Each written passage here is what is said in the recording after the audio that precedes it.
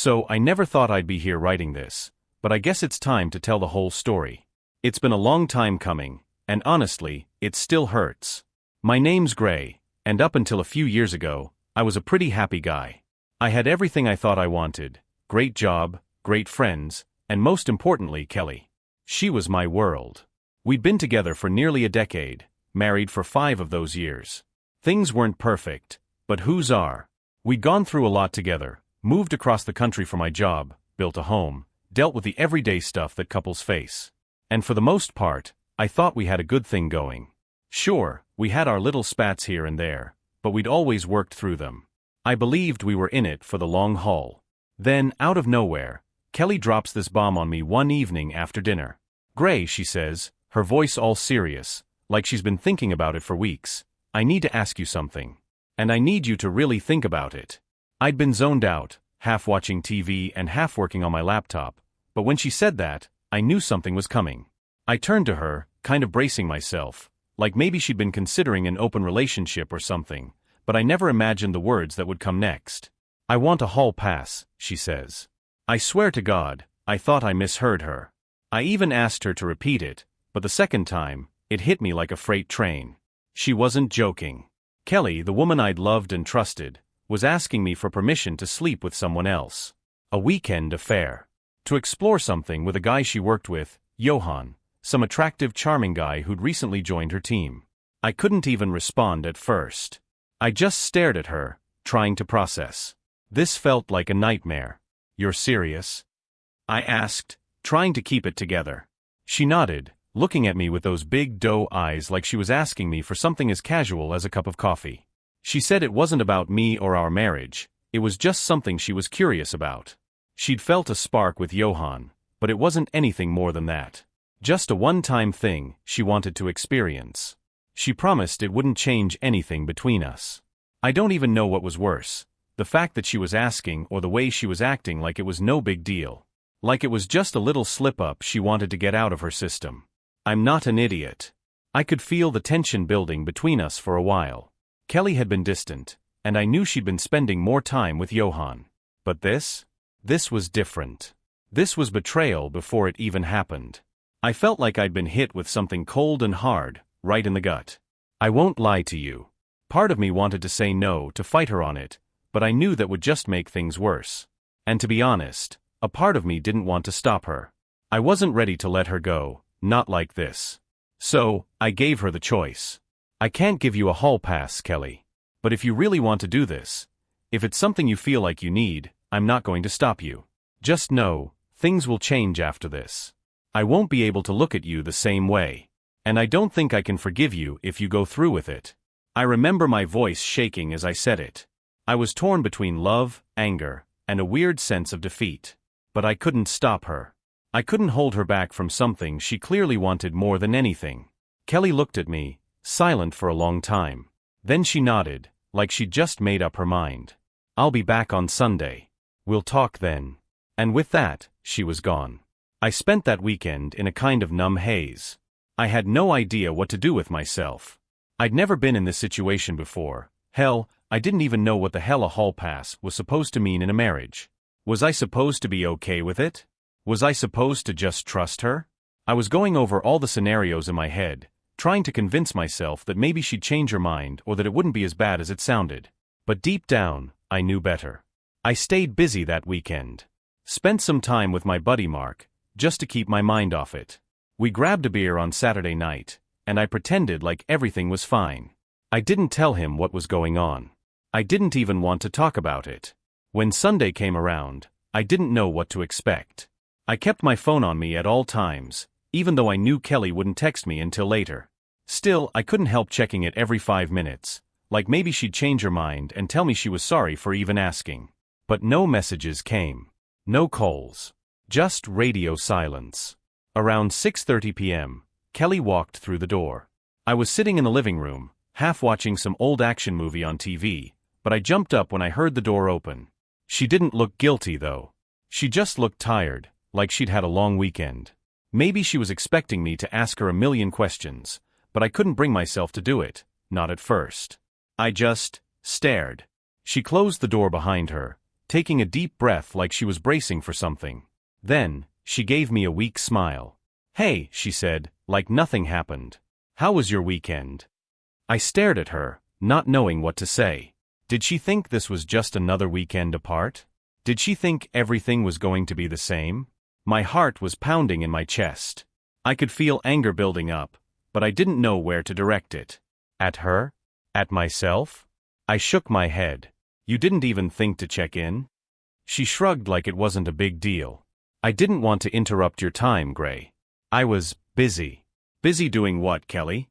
The words came out sharper than I intended. But I was done pretending like everything was fine. She hesitated, and for the first time, I saw a flicker of discomfort cross her face. It wasn't what I thought it would be. Johan. He wasn't what I expected. Her voice trailed off, and I could see the regret starting to creep into her eyes. For a second, I felt a little bit of satisfaction. Maybe she realized she made a huge mistake. But the satisfaction didn't last long. "Did you sleep with him?" I asked, even though I wasn't sure I wanted the answer. She looked away, biting her lip. "Yeah, I did. But Gray, it wasn't what I thought it would be. I thought it would be different. Exciting. I don't know. But it wasn't." I almost couldn't believe my ears. She sounded so disillusioned. Like she'd gone into this whole thing with stars in her eyes, and now she was sitting there, completely deflated. But it didn't change what she'd done. It didn't change the fact that she'd crossed a line that could never be uncrossed. "You sacrificed everything for that?" I finally said, my voice cracking with frustration. "You threw away everything we built for. What? A few hours of whatever it was." Kelly didn't respond right away. She stood there, almost looking like she wanted to say something more, but didn't know how. Her shoulders slumped, and I saw her take a deep breath, like she was trying to gather her thoughts. But I was done waiting. "I can't forgive you for this, Kelly," I said quietly, though the words felt like they weighed a ton. "I'm not going to pretend that nothing happened." Her face shifted, and I could see the panic starting to creep in. "Gray, please," she said quickly. "We can work through this. We can figure it out. I was just curious, okay? It was just a stupid mistake." I shook my head. "No. It's more than that.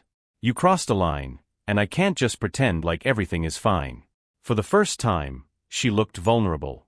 Her eyes watered, and she opened her mouth like she wanted to say something else, but nothing came out. Then she let out a shaky breath. "I didn't mean for it to happen like this, Gray," she said, barely above a whisper. "I didn't want to hurt you." But it was too late for apologies. It was too late for anything she could say. I stood up, feeling the weight of everything that had happened hit me all at once. "I'm not doing this. I'm done." She reached for me, trying to grab my arm, but I stepped back, not wanting to feel her touch. Not after what she'd done. I had to be strong, even if it felt like I was breaking inside. "I'm filing for divorce, Kelly," I said, my voice steady despite the storm inside me. "This is over." And I walked out of the room, leaving her standing there, speechless. The next few days were a blur. I stayed with a buddy for a while, Mark again.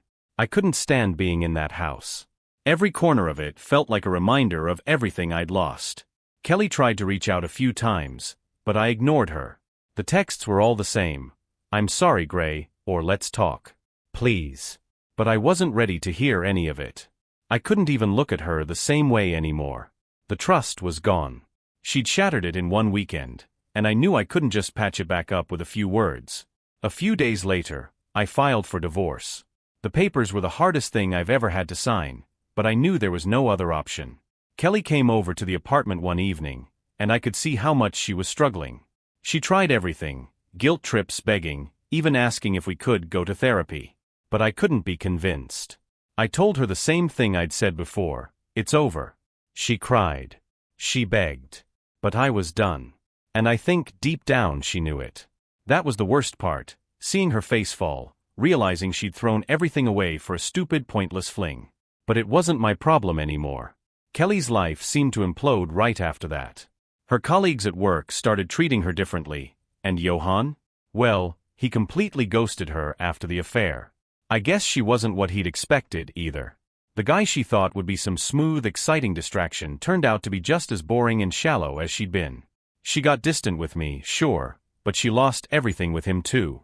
I don't know what happened to Johan, but Kelly? Her world was falling apart. She started showing up at my place, apologizing again, but it didn't feel real anymore. She'd been so casual about breaking me, it was hard to believe she'd learned anything at all. And as for me? Well, I had to keep moving. I started rebuilding. I threw myself into work, hanging out with Mark Moore, and just trying to stay busy. There was no magic fix, but little by little, I started to feel like myself again. It wasn't until a few months later that I met Peggy. She was just a friend of a friend, someone I bumped into at a party. Nothing special at first, but we clicked right away. She was kind, funny, and real. No games. No drama. I wasn't looking for anything, but somehow we ended up spending more and more time together. It felt like I was finally breathing again, after drowning for so long. Peggy made me laugh. She made me feel normal again. And that's when I realized I was starting to move on, starting to live again. Meanwhile, Kelly was still stuck in her mess. Her apology tour seemed endless, but I didn't care anymore. I had no interest in going back. And somewhere deep inside, I think she knew that. A few months passed, and with each day, I felt more and more like I was getting my life back. Peggy and I grew closer, and I started to realize how much I had been missing, how much I'd been holding onto something that was never really mine to hold anymore. Kelly's betrayal had nearly destroyed me, but Peggy? She helped me rebuild. It wasn't some grand romance at first. It was slow and steady. We'd grab coffee, go for walks, talk about random stuff. But there was something different about Peggy. She wasn't complicated. She didn't try to play games, and she didn't look at me like I was some broken thing she had to fix. She just was. And that was exactly what I needed. We started dating a few months after we first met. I wasn't expecting it. Hell, I wasn't even sure I was ready for it. But every time we hung out, I felt more at ease with her. I wasn't haunted by the past when I was with her. And that made all the difference. Kelly, on the other hand, her life was spiraling. She tried to reach out to me a few more times, sending texts, calling, showing up at my work. She told me she was working on herself, going to therapy, trying to get better. But every time I saw her name pop up on my phone, I felt nothing. No anger. No hurt. Just nothing. It was like I'd closed that chapter and moved on without even realizing it. I heard from mutual friends that she was struggling with her career. She lost a lot of respect from people at work after the affair, and her social life? Well, that wasn't much better. People she thought she could count on started distancing themselves from her, too. All those little lies she told to justify what she did, they were catching up to her. She wasn't the fun-loving, free-spirited woman I'd married anymore. She was a shell of the person I once knew. But I didn't care. I couldn't care. I had my own life to live now. One evening, after a couple of months of seeing Peggy, I realized something. I was actually happy. Like, genuinely happy. I hadn't been happy like this in years. I felt at peace in a way I hadn't since before everything fell apart. It was like I'd finally washed the past off, piece by piece, and I was left with something fresh and real. That night, Peggy and I were having dinner at my apartment. It was a cozy little place, nothing fancy, but it was home. We were talking about some dumb thing that happened at work, and then she just casually said, "You know, I love being with you, Gray. I'm really glad we found each other." And just like that, I knew. I knew I was ready for something real again. I wasn't stuck in the past anymore. I wasn't defined by Kelly's mistakes. I was me again. The guy who could laugh, love, and just live. It felt like a weight had been lifted off me, like I could breathe for the first time in years. And Peggy? She was the reason why. We were taking it slow, but it was easy.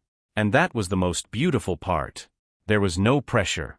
No expectations. Just us, and that felt more right than anything I'd ever known. Kelly's calls became less frequent after that. And honestly, I didn't even notice at first. I was too busy building this new life, one that didn't have any room for betrayal. About a year after everything had ended with Kelly, things had settled into a rhythm. Peggy and I were serious now. We'd taken the time to really get to know each other. No rush, no drama. We went on weekend trips, spent lazy Sundays watching movies, and had those late-night conversations about dreams, regrets, and everything in between. It felt natural, easy, like something I could trust. Kelly was still out there somewhere, but she was no longer my concern. I'd let her go. I'd stopped keeping track of her social media, stopped asking friends about her. In a weird way, I felt sorry for her, but that didn't mean I wanted to go back to that life. I didn't want to live in the past anymore. Then, about a year after Peggy and I started dating, the unexpected happened.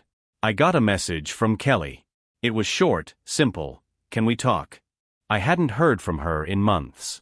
My first instinct was to delete it, to not give her any more of my time.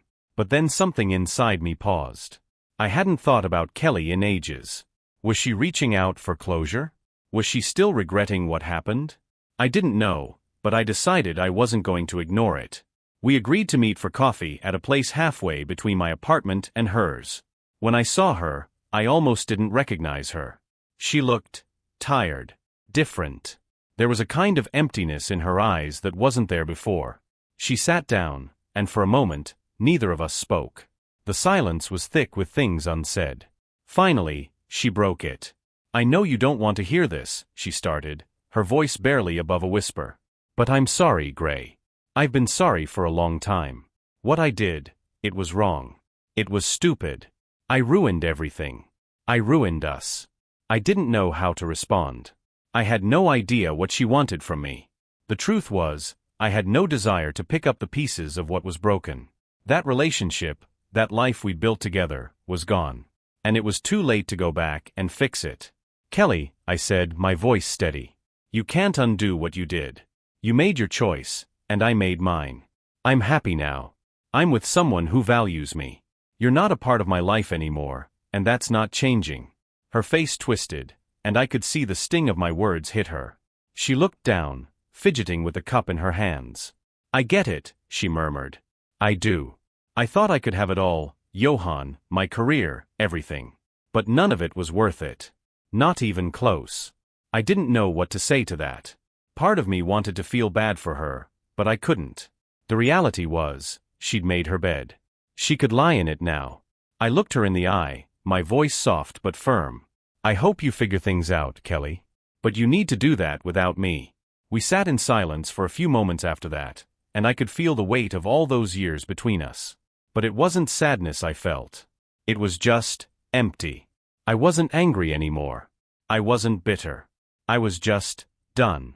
As we got up to leave, Kelly gave me one last look, her eyes searching mine like maybe I'd change my mind. But I didn't. I couldn't. I walked out of that cafe with a sense of finality that I didn't even know I needed. I'd closed that door. Not for her. Not for anyone else. But for me. Later that evening, I went home to Peggy. She was there, making dinner, smiling as she always did. It was a simple moment, but it meant everything. We were building something real together, something that had nothing to do with the past. And Kelly? Well, she was still out there, trying to pick up the pieces of her own life. But that wasn't my problem anymore. I had my own life now. A better one. A couple of years went by, and life just kept moving. Peggy and I were doing great. We'd moved in together, spent holidays with my family, and talked about a future. Things felt solid, like the ground beneath me was finally steady again.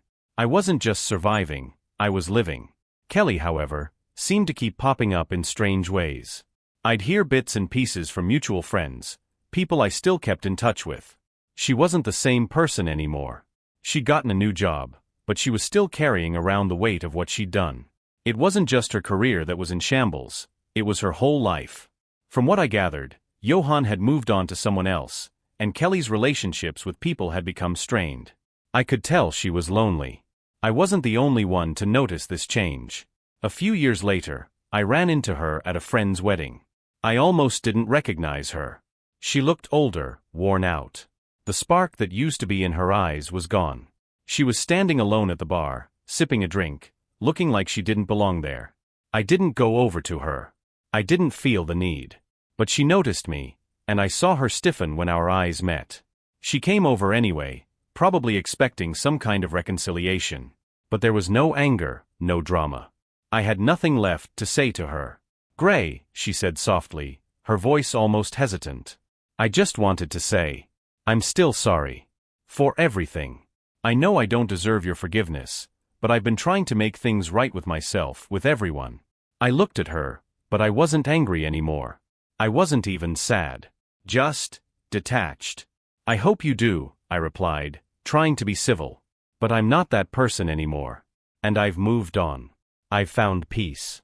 She nodded, almost as if she'd expected that. There was no more pleading, no more promises of change. Just resignation. I walked away and didn't look back. The thing is, when I left Kelly behind, I really left her behind. I wasn't holding on to any anger or hope of things ever being what they were. I had something new, something better. I had a family with Peggy now. And that was all that mattered. As for Kelly, well, life kept moving for her too. I later heard she remarried. She had a kid, but I heard through the grapevine that her new marriage wasn't all that great either. I guess betrayal has a way of coming full circle. For me, I finally understood that the hurt she caused me wasn't about revenge. It was about finding my own way out. And I'd done that. Peggy and I were talking about having kids of our own, and the idea of a real future felt like a gift I never thought I'd get after everything. As I sat on the couch that night, watching Peggy fold laundry, it hit me, I was finally free. Free of the past. Free of Kelly's mistakes. Free of the pain. And the life I had now? It was everything I ever needed. Life kept moving forward. It was simple, and it was mine. Peggy and I talked about marriage, about building a home together. We were happy. Really happy. I'd never thought I'd be able to say that after everything, but it felt like a breath of fresh air. We were good for each other. She understood me in ways that felt natural, not forced. She loved me for who I was now, not who I used to be. And for the first time in years, I realized I was myself again. Kelly? I didn't think about her much anymore. I knew she had her new life, and I knew it wasn't perfect. But honestly, I didn't care. It was strange. At first, I was angry at the thought of her moving on, of her not having to deal with the mess she'd made. But then I realized something important. I was the one who had healed. I was the one who had moved on. One day, I was talking to a friend who had run into Kelly at an event. He told me Kelly had opened up about how much she regretted what she'd done to me. She was talking about how she'd ruined things for herself, how she couldn't understand why she'd done it. He said she was almost sad about it, like she was finally realizing the weight of her choices. I felt a flicker of something when he told me that. Not relief. Not satisfaction. Just understanding. I realized that Kelly had to go through her own version of what I did. She had to face her own consequences. It wasn't my job to feel sorry for her anymore. The lesson for me wasn't in holding on to the past or wishing things were different. It was about how I'd grown from it. I was better for it. And the family I was building with Peggy, the life we were creating, was a testament to that. In the end, I didn't need Kelly to regret what she did. I didn't need her to apologize. I had everything I needed right in front of me. And that was all that mattered. I guess some things just take time to understand. Some wounds heal quicker than you think when you stop picking at them. And now life? It was just good. It's been a few more years since that wedding encounter with Kelly, and honestly, I've stopped keeping track of what's going on with her. I don't get updates from mutual friends anymore. Kelly's presence in my life is nothing but a distant memory now. I used to wonder if I'd ever truly be able to shake the past, but I know now that I have. It's like I finally closed the book on her and my old life for good. Peggy and I have been married for 2 years now. We've got a cozy house, a dog, and a baby on the way. It's surreal sometimes. When I think back to where I was just a few years ago, broken, confused, constantly questioning everything, it's hard to believe how far I've come. And it's not just the big stuff. It's the little things that make it real. I wake up next to Peggy every morning, and I'm at peace. I see her belly growing, and it makes me feel like I'm exactly where I'm supposed to be. I've learned that real love isn't just about the big gestures or the rush of excitement. It's the quiet moments, the daily stuff. Making breakfast together, talking about our day, just being there for each other. It's funny, because when I was with Kelly, I thought love would always be complicated. I thought relationships were supposed to be dramatic, filled with passion, with ups and downs. But Peggy's love? It's steady. It's grounded. It's everything Kelly's wasn't. And now that I'm starting my own family, I realize how much I want to give my kids the kind of stability and love I never had growing up. I know the mistakes I've made, and I'm determined not to repeat them. I don't want them to ever feel the way Kelly made me feel, the way I felt like I was disposable, like I wasn't enough. My kids will know they are loved, every single day. As for Kelly, well, I've learned something important in all this. I don't need to know how her life turns out. I don't need her to understand the full weight of her choices. I can't change the past, and neither can she.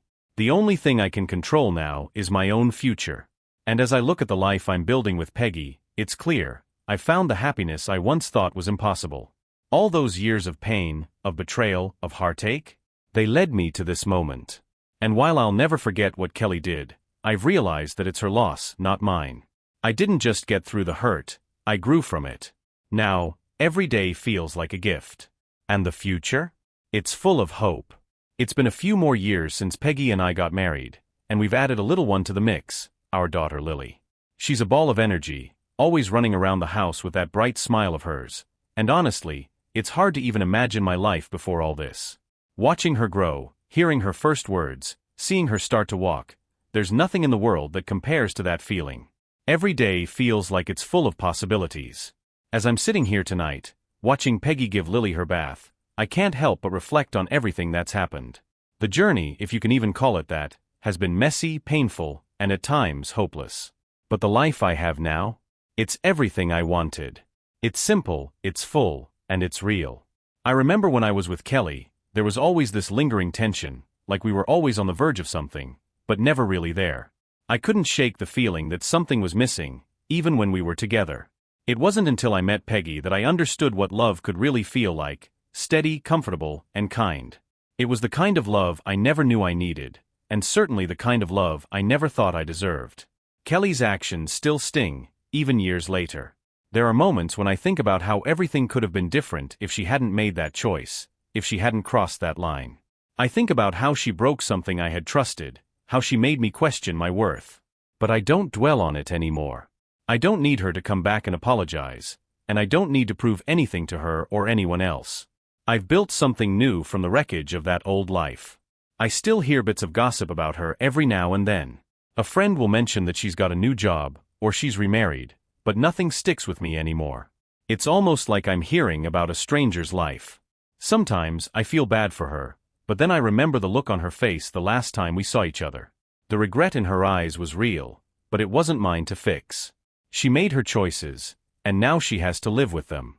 I've let go of the anger, and honestly, it feels like a weight off my shoulders. There's no more bitterness or need for revenge. I've learned that forgiveness isn't always about the other person, it's about freeing yourself. Kelly can't hurt me anymore. She can't undo what she did, but she also can't control how I live my life.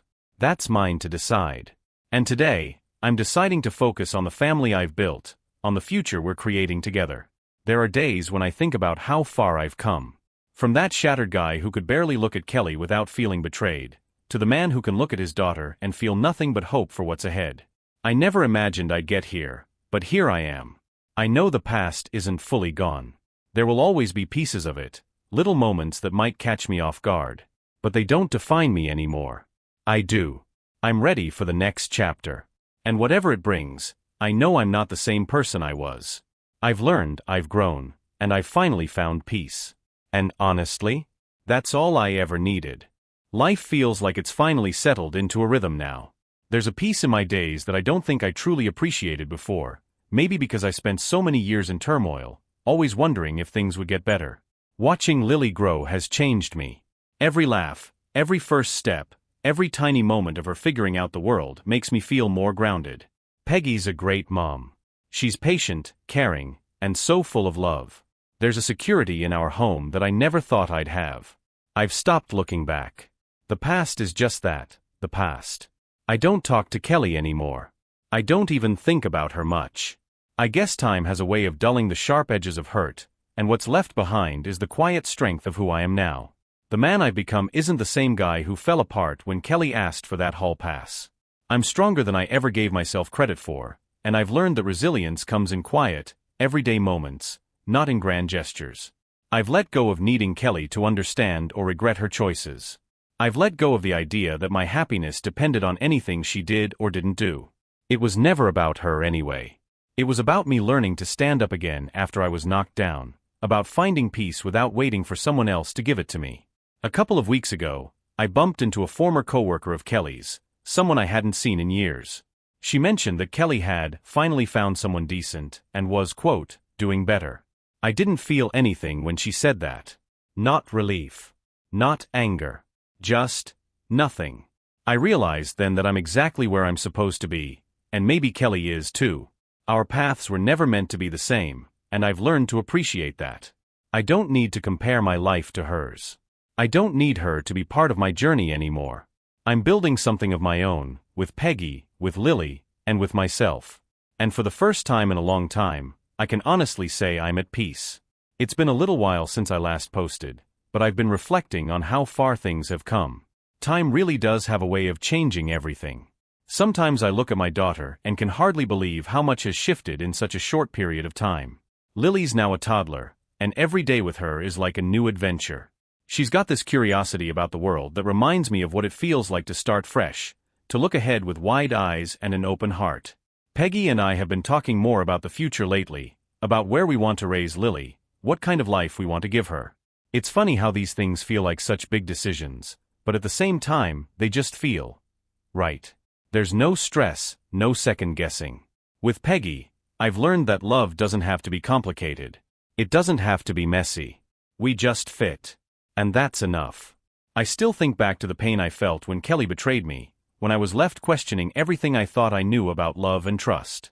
I don't think I'll ever forget the sting of it, the way it chipped away at my confidence, how I felt like I'd been blindsided by someone I trusted with my whole heart. But here's the thing, it wasn't my fault. I don't carry that weight anymore. Kelly's not part of my life now, and I don't plan on letting her be. She made her choices, I made mine, and we're both living with them. That's the part I've finally accepted. I don't need her to explain herself to me. I don't need her to apologize anymore. I've moved on, and in some ways, I think that's exactly what she'd hoped for when she asked for that hall pass all those years ago, freedom.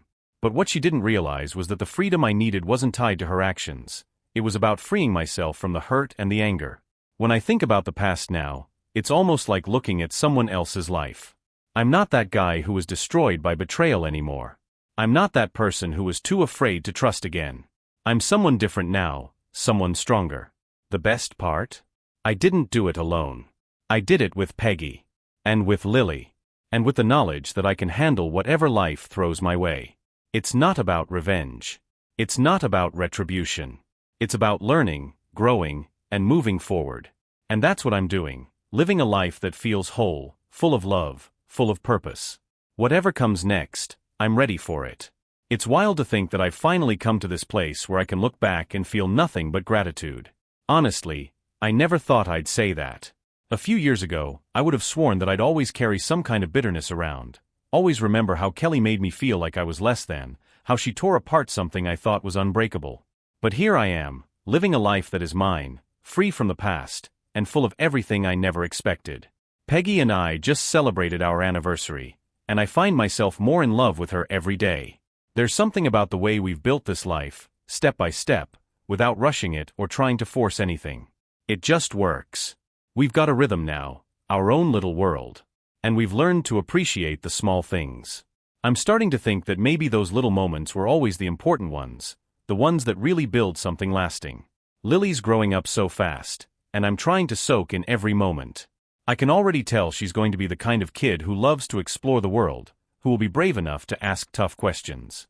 I want to give her the kind of love I never had when I was younger, the kind that's unwavering and full of security, where she can always know that she's enough, just as she is.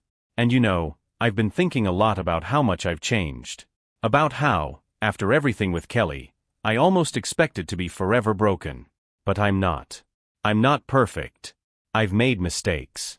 But I'm strong, and I've learned how to build a life that's full of love, even after the hardest things.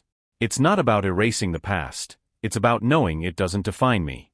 Kelly reached out again, a few months ago, through a mutual friend. Apparently, she's been working on herself, again, and wanted to know if I'd be open to talking. At first, I considered it. I really did. I thought about how much time had passed, about whether it would be helpful for me to finally hear her out. But then I realized something. I don't need her apology. I don't need her to make up for what happened. I'm good. I've learned the hard way, but I'm good. I've got everything I need right here, with Peggy, with Lily, and with myself. So I never reached out to Kelly. I didn't need to. I'm not the man I was when she left me shattered and questioning everything. I'm the man I've become, a man who's built something real and beautiful, someone who knows what love is supposed to feel like, someone who's learned that the best way to heal is to just keep moving forward. The past is still there, but it's not holding me back anymore. I don't need closure. I don't need her to understand. I've got everything I need in this moment. And I'm going to keep holding on to it.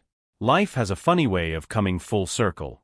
It doesn't always go how you expect, but sometimes, that's exactly what you need. A few years have passed since that last conversation with Kelly. A lot has happened, but when I think back, it feels like a lifetime ago. Life with Peggy and Lily is everything I could have wanted and more. Watching Lily grow has been like seeing a new chapter unfold every day. She's curious, full of life, and sometimes I look at her and wonder how I got so lucky to have this little person in my life. As for Peggy and me, we're in a good place. We've built something that feels solid and real, and every moment with her is a reminder of what true partnership feels like. She's my best friend, my confidant, and the love of my life. Sometimes I look at her and think about how far I've come, how far we've come, from where I was all those years ago. I never imagined I'd be here, living this life, but now that I'm here, it feels right. There are still moments when my past with Kelly creeps up. Sometimes it's a flash, something random, like a song or a place we used to go, and for a split second, I remember the hurt. But it doesn't last long. I've learned to let those feelings come and go without letting them pull me back into that dark space I lived in for so long. It's like the echoes of that life fade with time. I've let go of any lingering resentment, any desire for revenge or closure. For a while, I thought I'd need to get an apology from Kelly, but I realized it wasn't about her. It was about me. I had to forgive myself for letting someone else's actions define my happiness for so long. Once I did that, everything else just fell away. I don't know where Kelly is now, or what her life looks like. I don't really care. She's still out there, living her life, probably dealing with the consequences of her choices, but that's no longer my problem. She's not part of my world anymore. I'm not angry anymore, not even curious. I've learned that the best revenge is just living well. When I think about the future now, it's with hope. The kind of hope I didn't have before. I'm excited for the life we're continuing to build. There's something peaceful in knowing that no matter what life throws our way, we'll face it together, strong and united. Peggy, Lily, and me, we're a team, and that's all I need. I've finally come to realize that everything I went through, every painful lesson, led me to this moment. I don't regret anything. Not anymore. Because I'm living the life I was always meant to have. And that peace, that quiet, steady peace, is something I never thought I'd find after all the chaos, but here it is. So yeah, the past is the past. And I'm more than okay with that now. It's strange to think about how far I've come. Sometimes, when I'm sitting in the living room with Peggy, watching Lily play, I'll find myself drifting into thought about the man I used to be. The guy who didn't trust anyone. The guy whose world crumbled because of a decision someone else made. I don't even recognize him anymore. I think back to the pain of that betrayal, how deep it cut, how my whole sense of self felt like it had been torn apart. There were days I didn't think I'd make it through. The anger was suffocating. The loss was so overwhelming that it felt like I couldn't see beyond it. For a long time, I was just surviving, not really living. But now I feel like I'm thriving. Like all the pieces of my life have finally clicked into place. When I look at Peggy and Lily, I realize how much I've gained, not just in material things or accomplishments, but in the way I see the world. I've found a kind of peace that I never thought I'd have. A peace that comes from knowing that no matter what happened in the past, I am in control of my future. I used to spend so much energy worrying about Kelly's actions, about how they affected me, about how I couldn't undo what she'd done. But now, it's like I've shed that weight. It's not that the hurt ever completely goes away, it doesn't. It's still there, but it doesn't have the power to shape me anymore. In the early days, after the divorce, I would constantly think about Kelly's decisions. I would wonder what had gone wrong, what I could have done differently. But those thoughts faded with time. I stopped searching for answers that would never come. What's funny is that, once I stopped looking for closure, I found it. Not from her, not through some grand gesture or explanation, but within myself. Peggy and I still talk about the past sometimes. Not to dwell on it, but because we both know it shaped us into who we are today. It's shaped how we approach love and how we parent Lily. We don't take things for granted. We understand that relationships take work, but they also take trust, and honesty, and most importantly, respect. The foundation we've built together is strong, not because of the things we've done, but because of the things we've learned from our own histories. Neither of us is perfect, but we've both learned the value of being real, being open with each other. There are nights when I catch myself thinking about how quickly time passes. How, if I'd let myself stay stuck in the pain of the past, I would have missed all of this. Watching Peggy rub her belly, pregnant with our second child, or hearing Lily's laughter echoing through the house, I realize that those moments are the things that matter most. These are the memories I'll cherish, the ones I want to hold on to, not the ones of betrayal and heartbreak. That's what Kelly's affair taught me, though she'd never know it. It taught me the value of resilience, of the importance of moving forward when life punches you in the gut. I didn't learn it in some instant moment of clarity, but in the slow, steady days of picking myself up again, of living through the pain, and finding something better on the other side. I don't even want to talk to Kelly anymore. I don't need to hear her apology or understand her reasons. I'm not bitter about it, I've just outgrown that part of my life. I've let her go, and I've let go of the anger I held onto for so long. In a way, that's what truly set me free. I'll admit, when we first split up, I didn't know what my future would look like. It felt like my world had fallen apart. But now I can see how the pieces came back together in ways I never expected. I didn't need to understand why she did what she did. I didn't need to make sense of her choices. All I needed was to make the choice for myself to move on and build something new. It's strange, looking back at my younger self, how much of me was consumed by pain, by regret, by the idea that I needed things to be fixed. Now, I know better. Things don't always get fixed. Sometimes you just have to move on, not to forget, but to find peace in what you have. And what I have now. I have a family. A real one. Peggy and I have our own rhythm, our own dreams, our own little world that we're building together. We talk about what the future holds, about where we want to live, how we want to raise our kids, and what kind of people we hope they'll be. We're making plans. Big ones. And every day feels like we're laying down bricks on a foundation that's only getting stronger. Lily is growing up in a world full of love and support, and that's everything I could have hoped for her. She'll never know what it feels like to doubt whether she's enough, to question if she's loved. She's surrounded by people who care, who would do anything for her. And that's what I want her to know, what I want to pass down to her, that love, real love, is unconditional. It's steady. It's forgiving. It's constant. As I look to the future now, I see nothing but possibility. We're healthy, we're happy, and we've built a life we can be proud of. The past is always there in the background, but it doesn't hold me anymore. I've learned to embrace the good that's come out of the hardest years of my life. And in the end, that's all any of us can do, right? We can't undo what's been done. We can't fix everything, but we can find a way forward. We can choose to live with purpose, to focus on what truly matters, and to surround ourselves with people who bring us peace. I've got everything I need right here. And for the first time, I can honestly say that I'm truly deeply content with where I am. It's crazy how life has a way of falling into place when you stop fighting it. Watching Lily grow every day, I realize how much the small moments matter. Her laughter, the way she holds my hand, it's those little things that make life feel full. Life with Peggy is steady. Simple, even. There's no drama, no second guessing. We're just building something real together. It's peaceful in a way I never thought I'd find. We're not perfect, but we're good. And that's enough. As for Kelly, I've let her go. I don't need an apology. I've learned that what happened doesn't define me anymore. The past is just that, the past. Now, I'm focused on what's ahead. My family, my future. I don't carry the weight of the past anymore. I've found peace in the present. And for the first time in a long time, I feel whole.